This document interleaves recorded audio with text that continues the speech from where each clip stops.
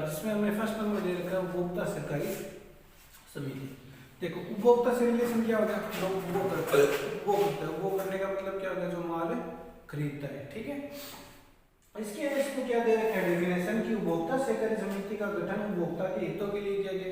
ये चीज तो मैंने बताया कि इसका गठन किसके लिए किया गया था, उपभोक्ता के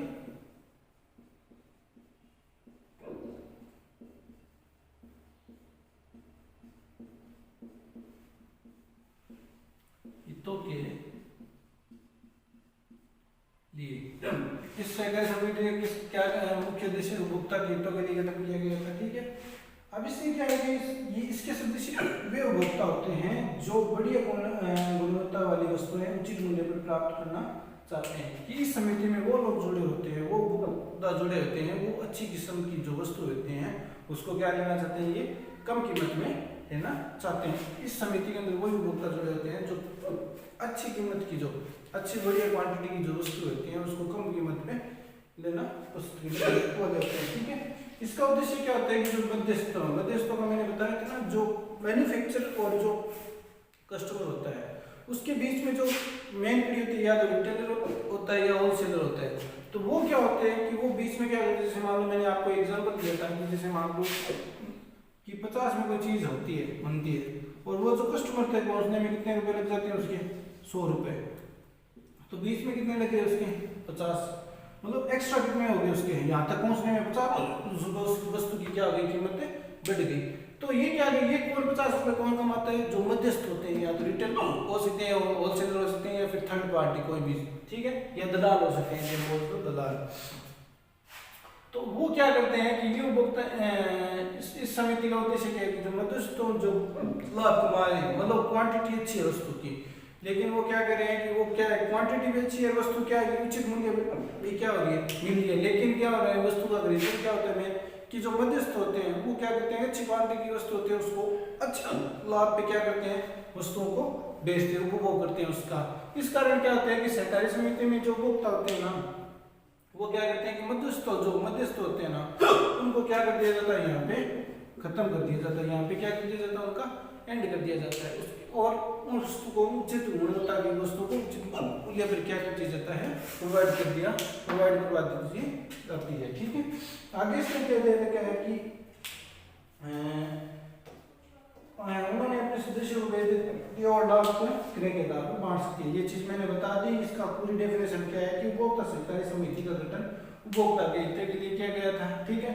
और इसका उद्देश्य होता है कि बढ़िया क्वांटिटी की वस्तुएं क्या करते हैं, उचित मूल्य पर क्या करते हैं, खरीदते हैं, ठीक है, उचित मूल्य पर क्या प्राप्त करना चाहते हैं। इसका उद्देश्य होता है कि मध्यस्थों करना, थोक विक्रेताओं से सीधा क्या करना, बड़ी मात्रा में क्या करना, क्रय करना होता है। उनको क्या उद्देश्य क्या है, थोक विक्रेता बोलते हैं, या फिर मैन्युफैक्चर किसको, जो एजेंसी होल्डर होता है, एजेंसी होल्डर को देता है, ठीक है, तो उसको बोल दे, जैसे मान लो थोक विक्रेता बोल दो, तो उससे क्या करता है कि जो ये समिति क्या करती है कि बड़ी मात्रा में क्या कर लेती है, उससे क्या कर लिए, क्रय कर लेती है।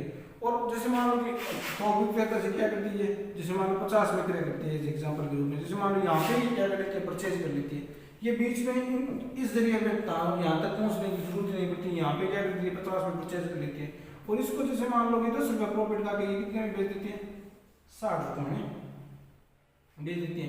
तो ये क्या करती है कि बड़ी मात्रा में क्या करती है, क्रय कर देती है, और बाद में क्या कर देती है, उपभोक्ता को क्या करती है, विक्रय लोगों को क्या करती है, विक्रय कर देती है।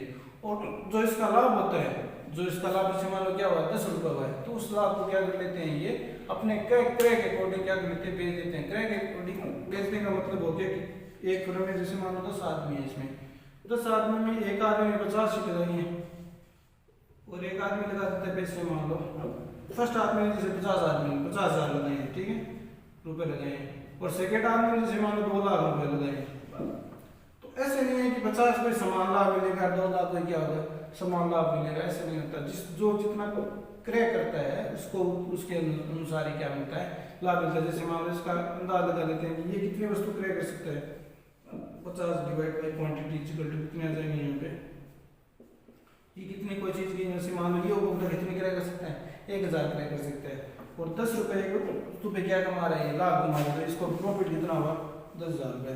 तो इस उपभोक्ता को कितना लाभ मिलेगा, 10,000 का मिलेगा, ना कि इसके बराबर मिलेगा। इसने जैसे 2 लाख रुपए उस वस्तु पे लगाए हैं, ठीक है, इसने क्या किया दिए हैं, ठीक है। उस पर जैसे मान लो 50 रुपए की है, तो जैसे मान लो हमने किया यहाँ पे, जैसे मान लो यहाँ पे आ गया 4,000 इंटू 10 है, इसको लाभ कितना होगा यहाँ पे 4,500। तो जो जितना क्रय क्या करेगा, क्रय करेगा, उसके अनुसार क्या मिल जाएगा उनको लाभ की प्राप्ति हो जाएगी। ये होते हैं हमारे पास उपभोक्ता सहकारी समिति, ठीक है। अगला हमारे पास इसके अंदर पॉइंट आता है, अगला इसके अंदर हमारे पास पॉइंट है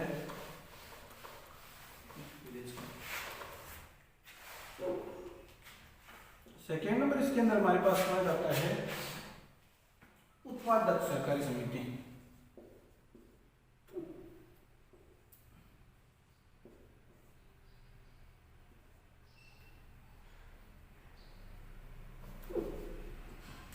उत्पादक सहकारी समिति। देखो उत्पादक सहकारी समिति क्या होती है, उपभोक्ता उपभोग करते हैं, वस्तु को खरीदते हैं। उत्पादक कौन होते हैं, जो वस्तु को क्या कहते हैं बनाते हैं, उसको बोलते हैं उत्पादक। और उपभोक्ता होते हैं जो वस्तु को क्या करते हैं खरीदते हैं, को करते हैं, ठीक है। इसमें क्या दे रखा है कि इन समितियों की स्थापना छोटे उत्पादकों के हितों की रक्षा करने के लिए की जाती है। जो उत्पादक क्या करते हैं, छोटे स्तर का उत्पादक करते हैं, मतलब छोटे स्तर का उत्पादक का मतलब है कम वस्तु का क्या करते हैं निर्माण करते हैं, उनके लिए क्या किया, ठीक है। इसके सदस्य वे उत्पादक होते हैं जो उपभोक्ता की मांग को पूरा करने के लिए वस्तु का उत्पादन को आगे जुटाते हैं। ये जो समिति का क्या होता है कि ये जो उपभोक्ता की जो उपभोक्ता नहीं होते हैं उनको क्या करते हैं, उपभोक्ता को पूर्ति करने, वस्तु की पूर्ति करने के लिए आगत को बोलते हैं हम इनपुट। इनपुट को क्या बोलते हैं हम आगत, सॉरी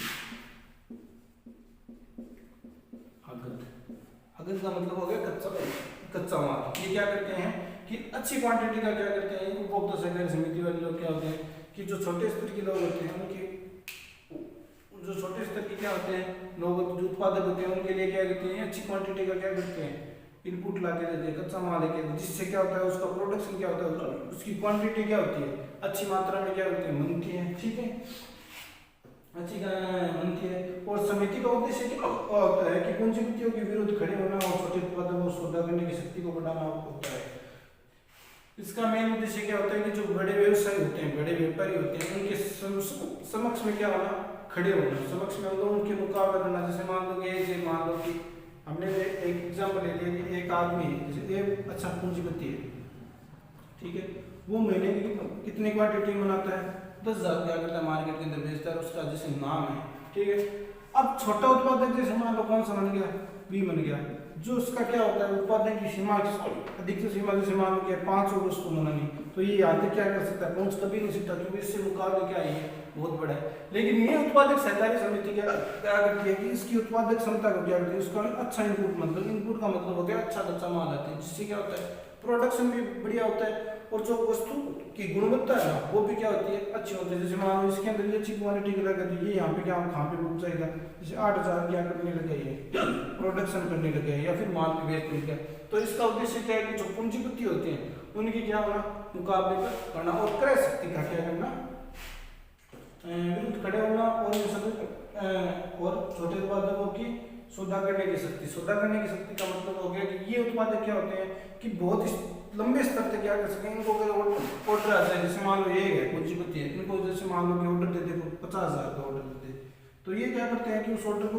50,000 यूनिट का कोई ऑर्डर दे दिया जैसे मान लो, तो ये क्या कर सकते हैं उत्पादक उस ऑर्डर को क्या कर सकते हैं कंप्लीट कर सकते हैं उनकी, क्योंकि उनके पास साधनों की कोई भी कमी नहीं होती। लेकिन भी उत्पादक है, जैसे मान लो ये छोटे स्तर के उत्पादक है, इनके पास नया तो उनकी साधन सुविधा होती है, नया कोई चीज होती है, तो ये उत्पादक क्या करते हैं कि उत्पादक सहकारी समिति क्या करते हैं, इनको पहले चीज क्या है इनको इनपुट प्रोवाइडेड कराती है, ठीक है, इनपुट प्रोवाइडेड कराएगी, जैसे कच्चा माल लेके आएगी, तो जिससे क्या होगा उत्पादन अच्छी क्वांटिटी का उत्पादन की क्या होगी मात्रा भी बढ़ेगी, तो ये उत्पादन की मात्रा बढ़ेगी तो ये क्या इसके मुकाबले हो जाएगा। फिर ये इसके पास मान लो कि कोई भी जैसे मान लो कि उपभोग करने आए इसको, जैसे मान लो कोई सामान खरीद रहे हैं, तो जैसे मान लो इसको जैसे मान ऑर्डर दे दिया 25,000 का, तो ये क्या करेंगे, जैसे मान लो कि इस सहकारी समिति का उद्देश्य यही है कि अगर ये मान लो कि कोई व्यक्ति इसको 25,000 का ऑर्डर दे दे तो इस ऑर्डर को क्या करिए, एक्सेप्ट कर ले और उस ऑर्डर की क्या कर दे, ये पूर्ति कर दे। कहने का मतलब समझ आ गया नहीं? इससे क्या होगी, उसकी शक्ति क्या होती है, वृद्धि होती है। शक्ति की वृद्धि होने का मतलब हो गया कि सौदा करने की शक्ति, सौदा करने की ये क्या कर सकता है, 25,000 वस्तुओं को क्या कर सकता है, ये सेल करने के लिए मजबूत हो सकता है, ये कॉन्फिडेंस आ सकता है कि हाँ मैं 25,000 वस्तुओं को मैन्युफैक्चर कर दूंगा तो करके बेच सकता हूँ। तो ये जो पूंजीपतियां हैं उनके विरुद्ध में खड़े होकर और जो सौदा करने की शक्ति वो उनको क्या करते हैं, बढ़ावा देते हैं। ठीक है, ये होते हैं उत्पादक सहकारी समिति। ठीक है, अगला हमारे पास इसके अंदर पॉइंट, अगला हमारे पास इसके अंदर पॉइंट आता है, अगला हम टॉपिक करेंगे इसके अंदर, थर्ड नंबर है विपणन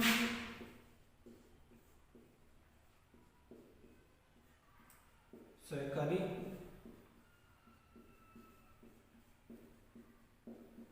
समिति।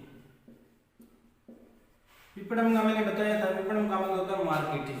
मार्केटिंग का मतलब होता है मार्केट का नॉलेज, वस्तु को माल खरीदने का, बेचने का, बाजार का अनुभव होना चाहिए, उसको क्या बोलते हैं, विपणन बोलते हैं। ठीक है, विपणन का क्या डेफिनेशन है, ये विपणन समिति का गठन छोटे उत्पादों को उनके उत्पादों को बेचने की सहायता करने, जो छोटे उत्पादक होते हैं, उत्पादन होते हैं, उनको क्या करने, बेचने को, इसका क्या करते हैं, यूज किया जाता है। ठीक है, इसको पूरा पढ़ लेते हैं पहले।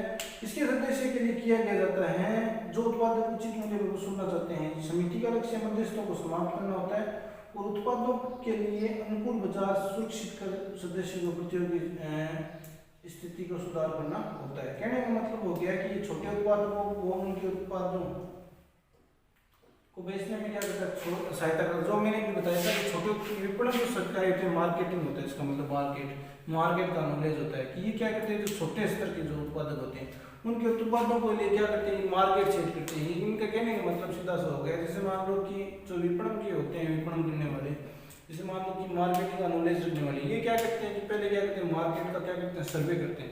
सर्वे करने का मतलब हो गया कि पहले चेक कर लेते हैं मार्केट के अंदर कि कौन सी वस्तु की क्या है, ज़्यादा डिमांड है, ये पहले चेक करते हैं। ये दो चीज़ को हमेशा चेक करते हैं। ये तो फर्स्ट नंबर है कि कौन सी चीज़ का सबसे ज़्यादा डिमांड चल रही है व्यापार के अंदर, बाजार के अंदर कौन सी चीज़ सबसे ज़्यादा बिक रही है। और सेकेंड ये चीज़ वो सर्वे करते हैं कि कौन सी बाजार के अंदर चीज़ नहीं है और जिसकी क्या है, आवश्यकता भी पड़ती है लोगों को। जैसे मान लो कि डूंगरपुर के अंदर कोई चीज़ नहीं है तो कहाँ पे जाएंगे हम, बीकानेर के अंदर जाएंगे, और वही चीज़ हमारे पास डूंगरपुर के अंदर अवेलेबल होने लग जाए, चाहे 2 रुपये एक्स्ट्रा में होना चाहिए, तो हम यहाँ से खरीदेंगे, डूंगरपुर से खरीदेंगे। तो वही चीज़ है, ये पहले चीज़ क्या सर्वे करते हैं कि मार्केट के अंदर कौन सी चीज़ ऐसी है जो सबसे ज़्यादा बिकती है, कौन सी ऐसी है जो कम बिकती है। तो ये क्या करते हैं, उस मार्केट की चीज़ को क्या करते हैं, ले लेते हैं पहले, उसके अकॉर्डिंग क्या कर देते हैं, ये जो चीज़ बिक रही है उसके अकॉर्डिंग, या जो चीज़ जैसे मान लो कोलगेट का मैंने एग्जाम्पल दिया, तो उसके कम्पिटिटिव में क्या करते हैं, दूसरी चीज़ को क्या कर देते हैं, सेल करना स्टार्ट कर देते हैं, उसका उत्पादन करना स्टार्ट कर देते हैं, उनको बेचना स्टार्ट कर देते हैं। तो जिससे क्या होगा, प्रॉफिट क्या होगा, ज़्यादा होगा। या फिर वो उस वस्तु को उस वस्तु को बाजार के अंदर लाते हैं जो वस्तु बाजार के अंदर है नहीं, तो ठीक है, तो वो वस्तु अगर बाजार के अंदर लाएंगे तो वो सीधा सीधा है कि उसके अंदर पैसे भी क्या होंगे, ज़्यादा होंगे, और वो जो वस्तु कम होंगी उसकी क्या होगी, डिमांड भी ज़्यादा होती है वस्तु बाजार के अंदर, और उसके लाभ भी क्या होते हैं, उस स्तर के होते हैं। लेकिन विपणन सहकारी समिति का क्या उद्देश्य होता है, ये उद्देश्य होता है छोटे स्तर के जो उद्योग है, जो छोटे स्तर के उत्पादक करते हैं, उनको क्या करना, एक मार्केट तैयार करके देना, उनके लिए एक मार्केट तैयार करके उनकी जो वस्तु होती है उनको एक अच्छा, मतलब विज्ञापन बोलते हैं, एडवर्टाइजमेंट, उनका अच्छा व्यापार के अंदर क्या बाजार के अंदर एडवर्टाइजमेंट करना, उनको एक अच्छा व्यापार बाजार का क्या करना, सिलेक्शन करके देना। सिलेक्शन करने का मतलब जो उत्पादक ये प्रोडक्शन कर रहे हैं, उन प्रोडक्शन कर रहे हैं उत्पादक को बेचने के लिए पहले तो उनको क्या करना पड़ेगा, मार्केट का सिलेक्शन करना पड़ेगा कि ये किस कौन से मार्केट में क्या कर सकते हैं, बेचे जा सकते हैं। उस मार्केट के अंदर सर्वे करना, उसका एडवर्टाइजमेंट करना और उनको बेचना, ये सारा का सारा कार्य किसका होता है, विपणन सहकारी समिति का पहले होता है। अगला हमने ले लिया 4 नंबर, किसान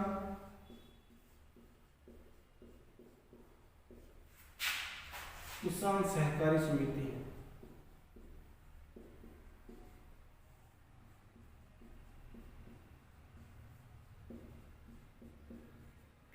देखो, किसान सहकारी समिति का क्या उद्देश्य होता है, किसान का लोग सीधे से होगी खेतों से रिलेशन होगा, ये कह रहे हैं कि इन समितियों का गठन किसानों के उचित मूल्य पर अवगत उपलब्ध कराने और उनके हितों की रक्षा करने के लिए किया जाता है। इस समिति का उद्देश्य क्या है? सीधी सी बात है कि किसानों के हितों की रक्षा करना और उनके लिए क्या इनपुट अवगत, मेन चीज क्या आती है? अवगत मतलब इनपुट, इनको इनपुट मुहैया कराने से है।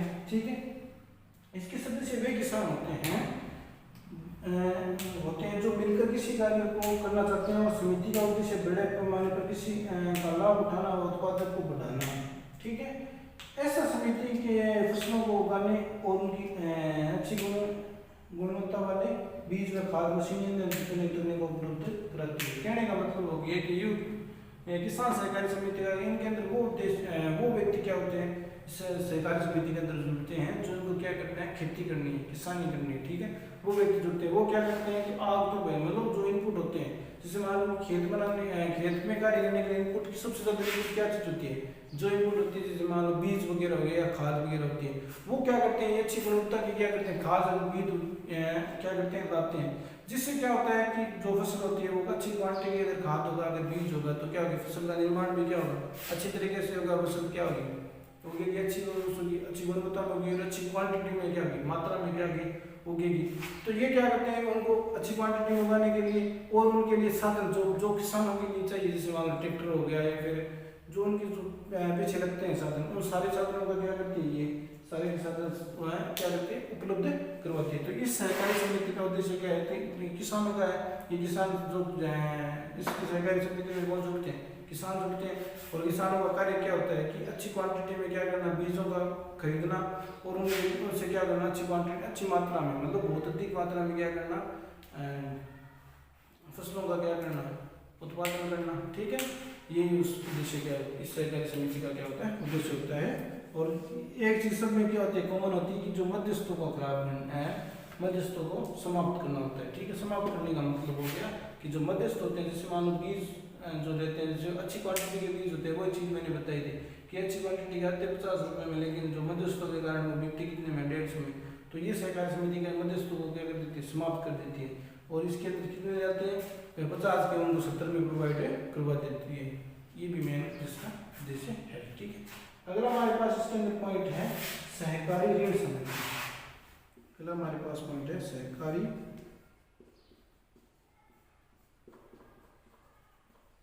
ऋण समिति। ठीक है, सहकारी ऋण का मतलब क्या हो गया? लोन से हो गया, सीधा सा मतलब क्या हो गया? लोन से। तो ये क्या करती हैं कि सहकारी ऋण समिति का स्थापना सदस्यों के आसान शर्तों पर एवं सरलता पे कर्ज उपलब्ध कराने से की जाती है। इसके सदस्य वे व्यक्ति होते हैं जो ऋणों के रूप में वित्तीय सहायता कर सकते हैं और ऐसी समितियां का लक्ष्य सदस्यों को साहूकारों के शोषण और संरक्षण प्रदान करना होता है। ये ऋणों को उच्च दर से ब्याज देती हैं और ऐसी समितियां अपने सदस्यों को एकत्रित की गई पूंजी को उनकी जमा को उच्च दर पर ऋण दे देती है। कहने का मतलब क्या हो गया कि सहकारी समिति सहकारी ऋण का क्या होता है कि जो लोगों को आवश्यकता होती है लोन की, ठीक है, उनको क्या करना? उचित ब्याज दर पे, जैसे मान लो उचित ब्याज दर पे क्या करना? लोन को प्रोवाइड करवाना होता है। इनका उद्देश्य क्या होता है कि लोगों को क्या करना होता है? जो कार्य करते हैं, किसको लोन देना? ऐसे नहीं कि हर व्यक्ति को दे देना, ऐसे नहीं। तो जिनको क्या करते हैं? व्यापार करने के लिए क्या होती है? वित्त की आवश्यकता होती है। वित्त का मतलब फाइनेंस, जो फाइनेंस की आवश्यकता होती है, पैसों की आवश्यकता है, उनके लिए क्या करना? कम ब्याज में क्या करना? ऋण को उपलब्ध कराना होता है। ठीक है, फर्स्ट नंबर प्रायोरिटी ये होती है कि वो कम। सेकंड नंबर क्या आती है? ये क्या कर लेते हैं? इनको ऋण प्रोवाइड करने के लिए क्या करते हैं? सदस्य क्या होते हैं? अपनी पूंजी को क्या कर लेते हैं? इकट्ठा कर लेते हैं। इकट्ठा करके लोगों को क्या करते हैं? ऋण देते हैं कम ब्याज पे। ठीक है, और जो ये साहूकार होते हैं ना, साहूकार वगैरह जो बाजार के अंदर चलते हैं, उनको क्या करते हैं? ये समाप्त करना चाहती है। समाप्त करके और जो जैसे मानो साहूकार वगैरह से लोन लेते हैं तो उनका ब्याज दर भी क्या होती है?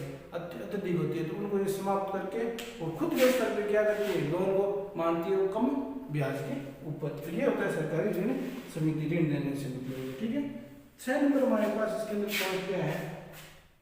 सहकारी आवास समिति। अगला हमारे पास पॉइंट है सहकारी आवास समिति। देखो सहकारी आवास का मतलब घर से हो गया ना, ठीक है। ये क्या करती है कि सहकारी आवास समिति की स्थापना आय के लोगों को उचित लागत पर मकान बनाने सहायता से मकान बनाने में सहायता उपलब्ध करवाती है। ठीक है। ये सदस्य वे व्यक्ति होते हैं जो उचित मूल्य पर रहने पर स्थान प्राप्त करने के इच्छुक होते हैं। इसका उद्देश्य सदस्य को अवश्य समस्या का समाधान करके उनके लिए वह मकान बनाती है तथा किस्तों को भुगतान करने में क्या देती है, सुविधा देती है। ये समितियां फ्लैट बनाती है, फिर सदस्य को प्लॉट जमीन देती है जिस पर वे स्वयं की पसंद से मकान बना सकते हैं। कहने का मतलब क्या हो गया, सीधी सी बात है कि जो आवास का मतलब हो गया ग्राउंड लोगों के रहने के लिए क्या करती है, ये मकान को प्रोवाइड करवाती है कम लागत पे। ठीक है ना। ये क्या करते हैं कि लोगों जो इच्छुक लोग होते हैं उनके लिए क्या करते हैं, ये मकान को क्या करते हैं, प्रोवाइड कराती है। या तो फ्लैट के रूप में दे देती है या फिर जमीन दे देती है, जिनकी भुगतान क्या करते हैं, ये आसान किस्तों में दे देते हैं। कि जो निम्न किस्तों में, जो मतलब नॉर्मल व्यक्ति भी क्या कर सकता है, उस किस्त का क्या कर सकता है, भुगतान फ्लैट के रूप में भी दे सकते हैं, जमीन के रूप में भी जमीन के रूप में देंगे तो जो व्यक्ति बनाने वाला मकान वो अपनी पसंद का क्या कर सकता है, मकान बनवा सकता है। और इनकी जो किस्त है उनका भुगतान करना होता है वो अपनी स्वेच्छा से जितनी भी किस्त होती है उनकी उसके अनुसार कर सकते हैं। तो इस सहकारी समिति का आवास, तो ये हमने सहकारी समिति के 6 पॉइंट लिए। उपभोक्ता सहकारी समिति क्या होगी, ये उपभोक्ता का रक्षा करना, जो उपभोग करते हैं माल को, मध्यस्थों को समाप्त करना और उचित दर पे क्या करना, माल को बेचना। ठीक है। उत्पादक का मतलब क्या हो गया, उत्पादक का मतलब जो छोटे स्तर के उत्पादक है उनको क्या करना, जो बड़े पूंजीपति हैं उनके विरुद्ध में खड़े होना। ठीक है। और उनका जो सौदा करने की शक्ति होती है, माल जो मतलब कोई क्रय करने की या विक्रय करने की शक्ति है, उनको क्या करना, बढ़ाना होता है। विपणन का क्या होना कि जो छोटे उत्पादक होते हैं, ठीक है, उनके लिए मार्केट का क्या करना, तैयार करना, विज्ञापन बनाना, जिससे उनकी वस्तु क्या आसानी से क्या कर सकती है, बिक सकती है। किसानों का क्या होना, अच्छी मात्रा में क्या करना, बीजों का आदि का क्या करना, खरीदना, जिससे क्या हो सकती है, फसलें अच्छी तरीके से उगाई जाएगी, फसलें अच्छी होगी और अच्छी क्वांटिटी में बीज को प्रोवाइड करना, जिससे अधिक मात्रा में फसलों का सहकारी ऋण समिति का लोगों को ऋण प्रोवाइड करवाना होता है। जिनको वित्त की आवश्यकता है, व्यापार करते हैं, जिनको वित्त की क्या होती है, आवश्यकता होती है, उनको कम लागत पे क्या करना, ऋण को मुहैया करवाना होता है। ठीक है। जो साहूकारों को ये क्या करते समाप्त कर देती है। ठीक है।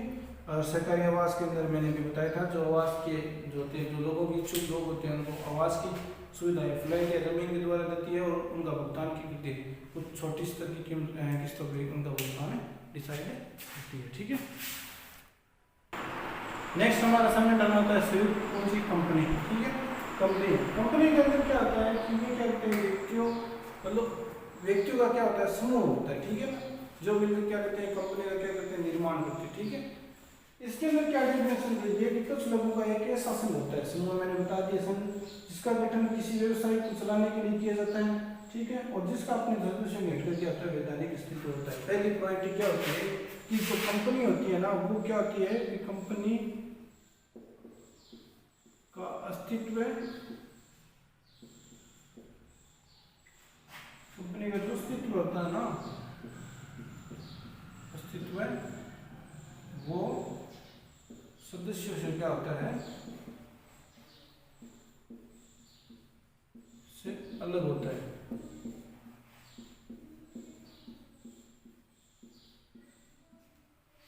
ठीक है ना। जो कंपनी का अस्तित्व है ना, वो सदस्यों के से क्या होता है, हमेशा अलग होता है। जो कंपनी क्या होती है, अलग होती है, उसके जो सदस्य होते हैं वो क्या होते हैं, अलग होते हैं। कंपनी की अलग पहचान होती है, जैसे जियो है उसकी एक अलग पहचान है, अंबानी की एक अलग है, वो क्या दोनों डिफरेंट है। ठीक है ना। अगला इसमें मेरे क्या है कि कंपनी संगठन कंपनी अधिनियम 1956 द्वारा शासित की गई है। कंपनी का पहला नंबर पॉइंट हमारे पास आ गया कि कंपनी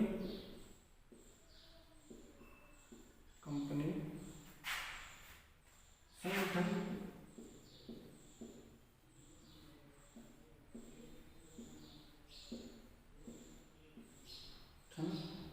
कंपनी अधिनियम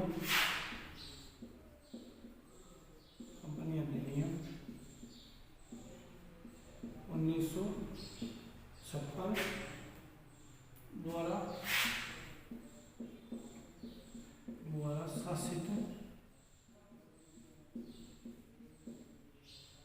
द्वारा शासित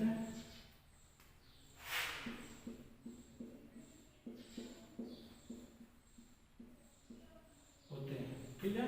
कंपनी संगठन क्या होते हैं कि कंपनी संगठन अधिनियम 1956 द्वारा क्या होती है, शासित होती है। ठीक है, अगला उन्होंने दे रखा है कि जिसका एक अलग वैधानिक अस्तित्व है, जो मैंने बता दिया कंपनी का अस्तित्व क्या होता है, एक अलग होता है उनके सदस्य से।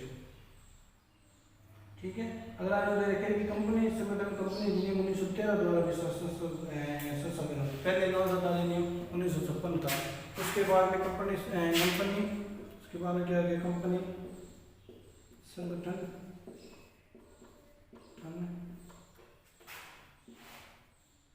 कंपनी संगठन कंपनी अधिनियम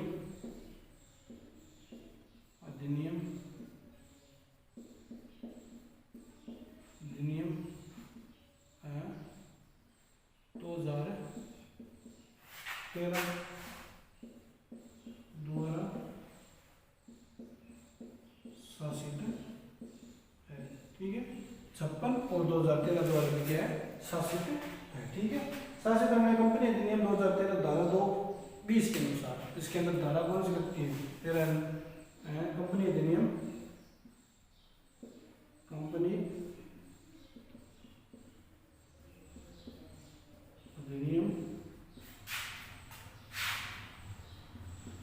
द्वारा 220, कौन सी धारा लगती है, धारा 220 कंपनी अधिनियम 2013 की धारा 220 सिर्फ ये चीजें मेन चीज होती है। धारा 2020 के अंतर्गत कंपनी का श्रम कंपनियों से इनका समामेलन कंपनी 2013 में या इससे पूर्व किसी कंपनी अधिनियम के अंतर्गत हुआ है। कंपनी राज से क्या होता है कि या तो कंपनी अधिनियम का जो पंजीकृत है वो क्या होना चाहिए, 2013 होना चाहिए, या इससे पूर्व कौन सा है, 1956 में, उनसे पहले किसी न किसी में क्या होना चाहिए, उसका रजिस्ट्रेशन अधिनियम के अंतर्गत रजिस्ट्रेशन हुआ होना चाहिए। ये क्या होता है, कंपनी की रूल रेगुलेशन है। ठीक है, इससे पूर्व किसी कंपनी अधिनियम के अंतर्गत हुआ नहीं, मैंने बता दिया 2013 के अंदर होना चाहिए, और यह किसके होना चाहिए, 1956 के अंतर्गत क्या होना चाहिए, पंजीकृत होनी चाहिए। ठीक है, उसके बाद में देखिए है कि जबकि निवेदन कंपनी अंश धारक कंपनी की क्या होते हैं, स्वामित्व। इसका देखो कंपनी किस पे डिपेंड होती है, मैं एक चीज बता दूं, कंपनी होती है अंश पर, अंश को बोलते हैं शेयर। देखो कंपनी निर्माण ऐसे नहीं है कि कंपनी को जैसे मान लो कि हमने सोचा, कंपनी का एक मैं आपको फुल डेफिनेशन बता देता हूँ। अपनी कंपनी की फुल डेफिनेशन क्या होती है कि कंपनी के जैसे मान लो कि कोई कंपनी ऐसे नहीं, किसी व्यक्ति के पास ऐसे नहीं कि पूरी कंपनी बनाने को बहुत सारा क्या चाहिए, पैसा चाहिए, ऐसे नहीं होता है कंपनी की। और एक व्यक्ति के पास ये पैसा होना क्या होता है, मतलब जैसे नामुमकिन नहीं है लेकिन कम होता है, कम लोगों के पास होता है। तो क्या करते हैं लोग कंपनी बनाने के लिए, संचालक मंडल क्या करते हैं, कंपनी को कौन चलाता है, संचालक मंडल चलाते हैं। कौन चलाते हैं, संचालक मंडल। तो कंपनी के अंदर अंश होते हैं, अंश कौन से होते हैं, शेयर होते हैं। ठीक है, ये क्या होते हैं कि इसको बोलते हैं अंशधारी, बोलते हैं अंशधारी। ठीक है, मतलब शेयर होल्डर, ये क्या होते हैं, शेयर होल्डर होते हैं। ठीक है, शेयर होल्डर होते हैं कौन से, कंपनी के क्या होते हैं, मालिक होते हैं। शेयर होल्डर क्या होते हैं, कंपनी के मालिक होते हैं। ये आप क्या करेंगे। ठीक है, अब क्या होती है, कंपनी क्या करती है कि कंपनी निर्माण से पहले क्या पंजीकृत कराती है, पंजीकृत कराती है तो उसको कैपिटल देनी पड़ती है, एक होती है अधिकृत। ठीक है, अधिकृत पूंजी,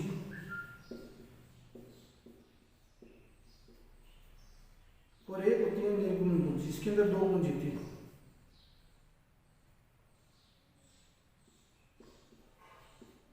निर्गुण पूंजी। ठीक है, पूंजी को मैंने बता रखा क्या बोलते हैं, कैपिटल। ठीक है, निर्गुण को बोलते हैं इश्यू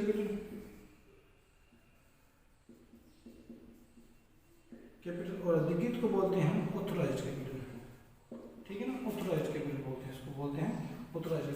अब देखो अधिकृत पूंजी और निर्गुण पूंजी आपकी शायद आगे आएगी भी, लेकिन मैं एक बार पहले आपको डेफिनेशन बता देता हूँ। अधिकृत पूंजी के अंदर क्या होती है कि जब कंपनी का क्या करते हैं, समावेशन करते हैं, मतलब उसको क्या करते हैं, मनाते हैं। तो कंपनी को पंजीकृत करते समय जो पंजीकरण होल्डर क्या बोलते हैं कि आप कितनी पूंजी तक क्या कंपनी के अंदर रखना चाहते हैं।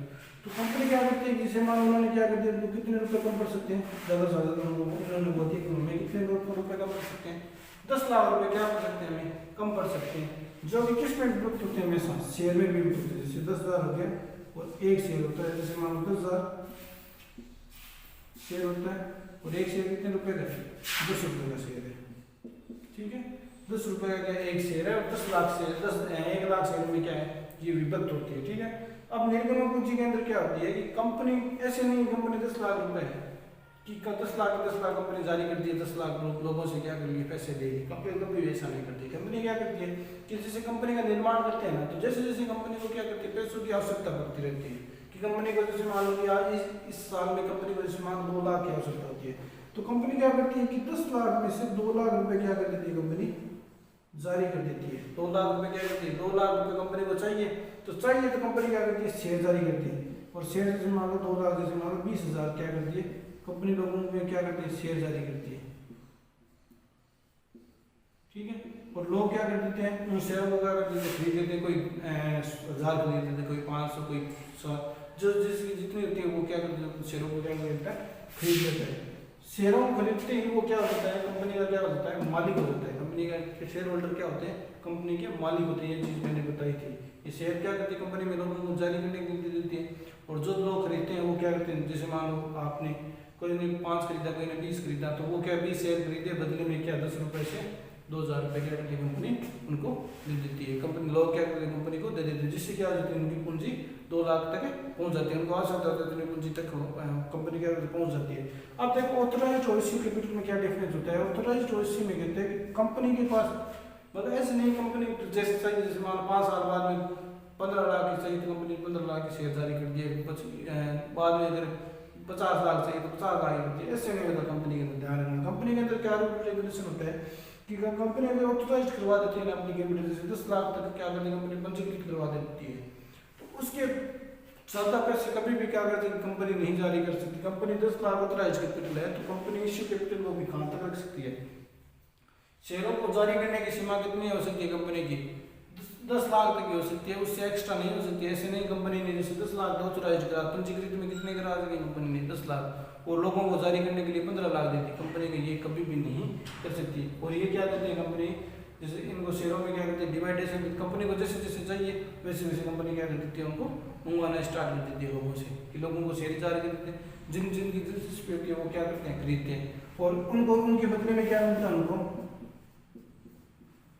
क्या मिलता है लाभांश मिलता है, उनके बदले में उनको क्या मिलता है लाभांश मिलता है। जो प्रॉफिट होता है प्रॉफिट में से क्या लेते हैं ये शेयर होल्डर, ये शेयर जो शेयर होल्डर होते हैं वो क्या लेते हैं प्रॉफिट में से हिस्सा लेते हैं। अब और बाकी जो डेफिनेशन है वो हम क्या करेंगे आगे। ये मेन डेफिनेशन है कि इसके अंदर कैपिटल होती है 2 टाइप की, ऑथराइज्ड होती है एक निर्गम होती है। अंश क्या होते हैं शेयर को मैंने बता दिया कि छोटे छोटे टुकड़ों में क्या लोगों को बांट दी जाती है पैसे शेयर, जिससे जो खरीदना चाहते हैं वो क्या उसको खरीद लेते हैं, ठीक है। अगला इसके अंदर क्या दे रखा है, जबकि निजी मंडल प्रमुख प्रबंधकर्ता और अंशधारक चुनते हैं। चुनने का मतलब क्या हो गया कि जो निर्देशक होते हैं, निर्देशक डायरेक्टर्स होते हैं वो क्या करते हैं कि जैसे मान लो डायरेक्टर्स क्या होते हैं कि जैसे मान लो कि शेयर जारी कर दिए उन्होंने, मान लो जैसे मान लो कि कंपनी ने जैसे मान लो 20,000 शेयर जारी किए, एक एग्जाम्पल के रूप में लीजिए, कंपनी की शेयर जारी किए गए 20,000 के लिए और लोगों ने उनको खरीदने के लिए कितने लोगों ने पैसे दे दिए 30,000 लोगों ने क्या कर दिया शेयर जारी करने के लिए पैसे दे दिए। कंपनी को बोल दिया कि 30,000 लोगों ने क्या भाई पता तो सकता है कंपनी की जैसे मान 20,000 कंपनी शेयर जारी किए, शेयर जारी कितने किए 20,000 के लिए, तो लोगों ने क्या किया कि 30,000 लोगों ने क्या शेयर खरीदने के लिए एप्लीकेशन दे दी, लोगों ने क्या किया कि हमें पैसे हमें चाहिए शेयर हमें चाहिए, ठीक है। तो अब ऐसे थोड़ी होता है कंपनी लोगों को ऐसे पता थोड़ी होता है कि 20,000 है, लोग तो ऐसे सोचते हैं हमें जितने चाहिए उतने मिल जाएंगे, लेकिन अगर वो 30,000 शेयर हैं, शेयर कितने उसके पास 20,000 और एप्लीकेशन कितने आ गए उनको 30,000 आ गए रिसीव। तो इस कंडीशन में क्या होता है, इस कंडीशन में हमेशा ध्यान रख लेना कि संचालक मंडल होते हैं ना वो क्या करते हैं कि 30,000 जो दिए हैं ना उनसे क्या करती है कंपनी चुन लेती है। चुनने का मतलब क्या है, उनका रेशियो निकाल देती है कंपनी। रेशियो का मतलब जैसे मान लो कि 20,000 रेशियो 30,000 दे रहे हैं जैसे मान लो, ठीक है, तो इनका रेशियो हो गया 2:3 हो गया जैसे एग्जांपल के लिए, ठीक है। तो कंपनी क्या करती है रेशियो ख्याल है कि जिसमें क्या कहते हैं 3 एप्लीकेशन देते हैं उनको शेयर कितने मिलेंगे 2। तो ये सारा डिसाइड करना भी क्या होता है कंपनी के हाथ में होता है। कंपनी के जो प्रबंधक निर्देशक होते हैं ना उनके हाथ में होता है ये अगर वो ऐसा चाहे कि वो 10,000 को मना करना चाहिए तो वो 10,000 को मना भी कर सकते हैं, उनको ऐसे भी अथॉरिटी है इस चीज़ के भी। पर कंपनी ये 20,000 अंश है तो 20,000 अंश 70 के हाथ में रखना चाहती है तो रख सकती है ये, ठीक है। बाकी 10,000 को मान लो कि ये कहेगी हम देंगे नहीं आप लोगों को शेयर तो कंपनी मना भी कर सकते हैं, उनको पैसे भी वापस हो जाए। ये सारा का सारा डिपार्टमेंट होता है इसका है, सारा का सारा डिपार्टमेंट होता है हमारे पास निर्देशक मंडल का ही सारा का सारा डिपार्टमेंट होता है। आगे हम करते हैं अगला नेक्स्ट टॉपिक। मैंने बता दिया कंपनी किसमें कंपनी कैपिटल किसमें विभक्त होती है, शेयरों में विभक्त होती है, ये चीज मैंने आपको बता दी, ठीक है। अब देखो इसके अंदर आगे एक पॉइंट करते हैं इसका नेक्स्ट नंबर। ये चीजें मैंने बता दी, ऑथराइज्ड कैपिटल बता दी, अधिकृत पूंजी बता दी, निर्गुण पूंजी बता दी, शेयर क्या होते हैं, ठीक है। शेयरों में कंपनी क्या करती है अपने कैपिटल को छोटे छोटे टुकड़ों में बांट देती है जिससे क्या करती है और निर्देशक मंडल क्या करती है, निर्देशक मंडल का कार्य बता दी कि निर्देशक मंडल कंपनी के सारे डिसाइडेड कौन करते हैं, निर्देशक मंडल करते हैं कि निर्देशक मंडल के पास अधिकार होता है कि वो क्या करें कंपनी के जितने शेयर होते हैं वो कितने किस हिसाब से कंपनी को कैपिटल चाहिए उसके अनुसार क्या करती है कंपनी से पैसे मंगवा देती है मान लो शेयर जारी करके, ठीक है। और मैंने क्या बता दिया कंपनी का अस्तित्व क्या होता है, उनके सदस्य से क्या होता है अलग होता है। अलग होने का मतलब क्या हो गया कि अगर कंपनी के अगर सदस्य काम अगर चले जाएं तो ऐसे थोड़ी कंपनी खत्म हो जाएगी, कभी भी नहीं होती क्योंकि उसका अस्तित्व क्या होता है अलग होता है। जैसे मान लो ये कंपनी ले ली हो, एक ABC मान लो कंपनी ले ली, ABC एक अच्छी कंपनी है, ठीक है। अगर मान लो उसका मान लो कि डायरेक्ट खत्म हो जाए, ऐसे मान लो कि उसको जो चलाने वाला डायरेक्टर है वो खत्म हो जाए तो ऐसे थोड़ी ABC कंपनी पूरी क्या हो जाएगी खत्म हो जाएगी, कभी भी नहीं होती क्योंकि उसका अस्तित्व क्या होता है पृथक होता है अलग होता है। उसको कोई भी व्यक्ति क्या करता है चला सकता है, ऐसी कोई दिक्कत नहीं है। व्यक्ति चले जाने से उसके ऊपर कोई भी इफेक्ट नहीं पड़ता है, इस चीज़ का भी ध्यान रखना चाहिए। कंपनी का अस्तित्व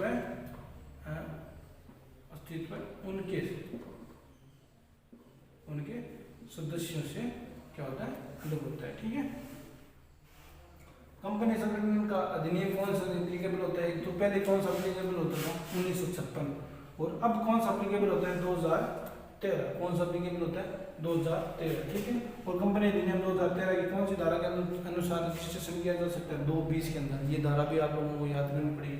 कंपनी का रजिस्ट्रेशन कौन सी धारा के अनुसार हो सकता है 220 के अनुसार हो सकता है। अब कंपनी का क्या हो गया इसकी अगर हम परिभाषा करें कि कंपनी का पंजीकरण क्या होना चाहिए, या तो कंपनी अधिनियम 2013 में होना चाहिए या इससे पहले हमें पता है कि 1956 है, क्या उससे पहले की कोई सी संस्था होनी चाहिए जो क्या कर रहे हैं उससे पहले कोई से अधिनियम में क्या होना चाहिए उसका पंजीकृत किया हुआ होना चाहिए, वो क्या होती है कंपनी अधिनियम के अंदर आते हैं, ठीक है। और मैंने बता दिया कंपनी के अंदर जारी शेयर किए जाते हैं और शेयर होल्डर होते क्या है कंपनी के मालिक होते हैं। मालिक का मतलब क्या हो गया कि कंपनी के अंदर वो जितना पैसा लगाएंगे ना उतना ही क्या लेते हैं कंपनी के अंदर प्रॉफिट के अंदर हिस्सा लेते हैं। ये सारे के सारे शेयर होल्डर क्या होते हैं कंपनी के अंदर जितना भी उन्होंने पैसा लगाया उसका क्या लेते हैं वो लाभ लेते हैं, ठीक है।